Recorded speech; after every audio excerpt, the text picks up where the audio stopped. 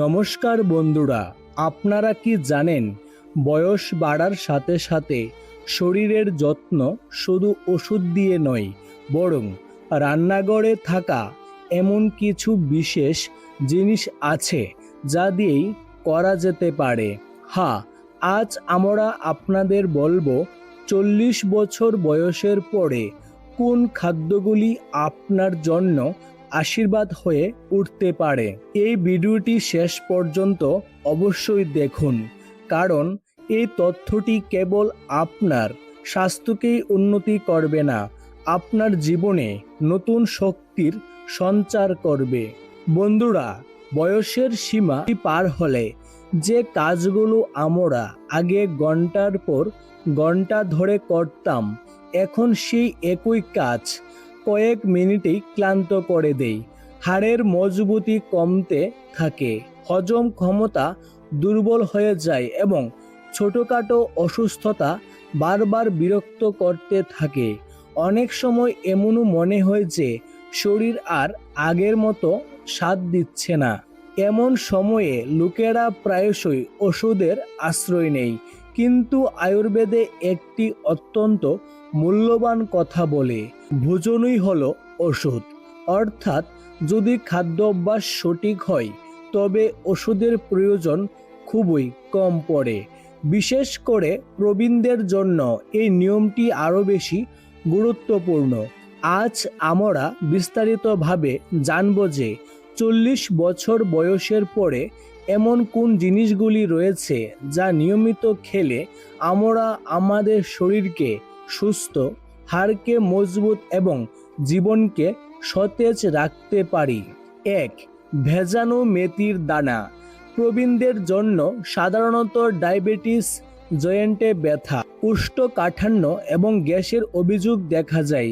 এই সমস্ত সমস্যার সমাধান লুকিয়ে আছে ভেজানো মেথির দানার মধ্যে। রাতে 1 চামচ মেথির দানা জলে ভিজিয়ে রাখুন এবং সকালে খালি পেটে সে জল সহ চিবিয়ে খেয়ে নিন। এই উপায়টি কেবল রক্তের শর্করাকে নিয়ন্ত্রণ করে না, বরং জয়েন্টের ব্যথা এবং ফুলাও কমায়। এর পাশাপাশি এটি কোষ্ঠকাঠিন্য এবং গ্যাসের সমস্যা থেকেও মুক্তি দেয়। 2. শুকনো ফল এবং বীজ। 40 বছর বয়সের পরে যখন শরীরের শক্তি কিছুটা কমতে শুরু করে, তখন আমাদের এমন জিনিস খাদ্যে অন্তর্ভুক্ত করা উচিত যা প্রতিদিন আমাদের ভেতর থেকে শক্তিশালী করে। বাদাম, আখরোট, কিশমিশ, তিসি, কুমড়ো বীজ এবং চিয়া বীজ এগুলি প্রবীণদের জন্য কোনো ওষুধের চেয়ে কম নয়। 3. দেশি ঘি। আজকাল লোকেদের মধ্যে স্থূলতা এবং কোলেস্টেরলের ভয়ে ঘি খাওয়া থেকে বিরত থাকার প্রবণতা দেখা যায়, কিন্তু আয়ুর্বেদ অনুসারে বিশেষ করে প্রবীণদের জন্য দেশি গরুর দুধের ঘি অত্যন্ত উপকারী। এটি শরীরকে শক্তি দেয়, হজম ক্ষমতাকে শক্তিশালী করে এবং জয়েন্টগুলিতে নমনীয়তা আনে। এছাড়াও ঘি স্মৃতিশক্তি এবং বুদ্ধিকেও তীক্ষ্ণ করে। অভ্যাস করুন প্রতিদিন 1 থেকে 2 চামচ দেশি ঘি আপনার খাবারে অন্তর্ভুক্ত করার। 4. আমলকি বা আমলা। আমলকিকে আয়ুর্বেদের রসায়ন বলা হয়েছে, অর্থাৎ এমন একটি পদার্থ যা শরীরকে দীর্ঘকাল ধরে তরুণ এবং সুস্থ রাখে। আমলকিতে ভিটামিন সি, অ্যান্টিঅক্সিডেন্ট এবং আয়রন প্রচুর পরিমাণে পাওয়া যায়। এটি রোগ প্রতিরোধ ক্ষমতাকে শক্তিশালী করে, চোখের দৃষ্টিশক্তি উন্নত করে, ত্বককে উজ্জ্বল করে এবং হজম প্রক্রিয়াকে উন্নত করে। শুধু তাই নয়, আমলকি লিভারকে ডিটক্স করে এবং চুল পড়া কমায়। প্রতিদিন সকালে 1 চামচ আমলকির মুরব্বা, আমলকির চূর্ণ বা আমলকির জুস পান করা অত্যন্ত উপকারী। অভ্যাস করুন প্রতিদিন সকালে 5 থেকে 7টি বাদাম, 2টি আখরোট এবং 1 চামচ বীজ খান।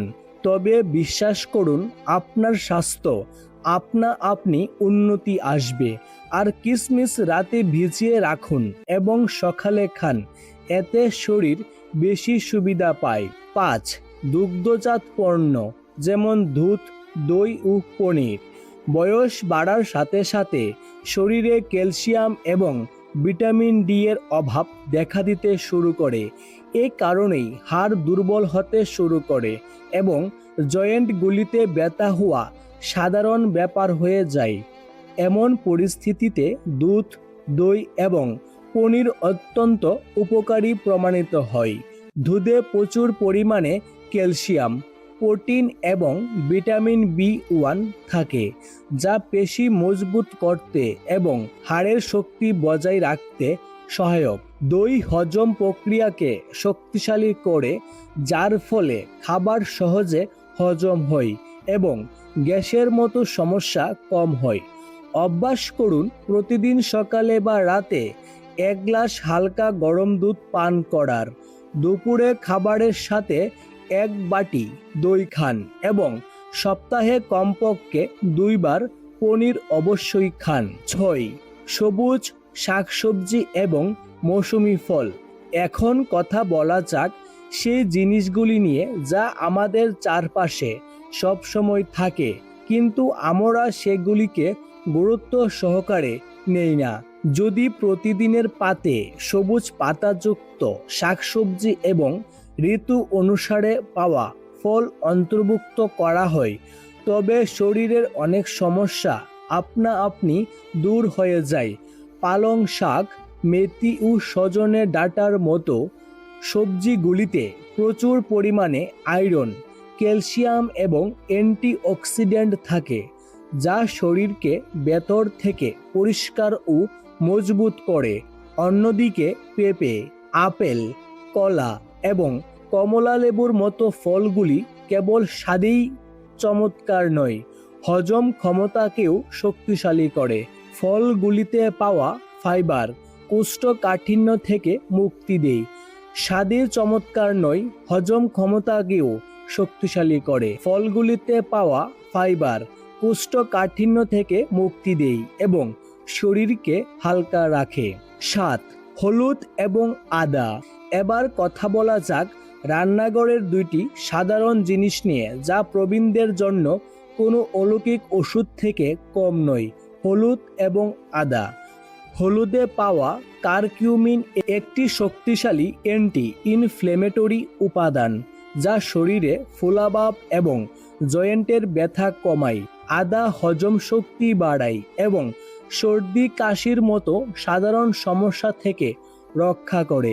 অভ্যাস করুন প্রতিদিন সকালে হালকা গরম জলে 8 চামচ হলুদ এবং 1 চামচ মধু মিশিয়ে পান করার।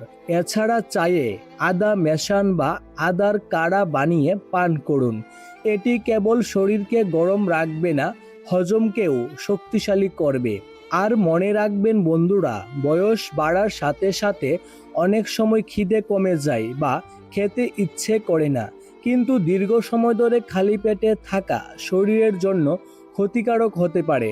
চেষ্টা করুন প্রতি 3 থেকে 4 ঘন্টা অন্তর কিছু হালকা খাবার খেতে।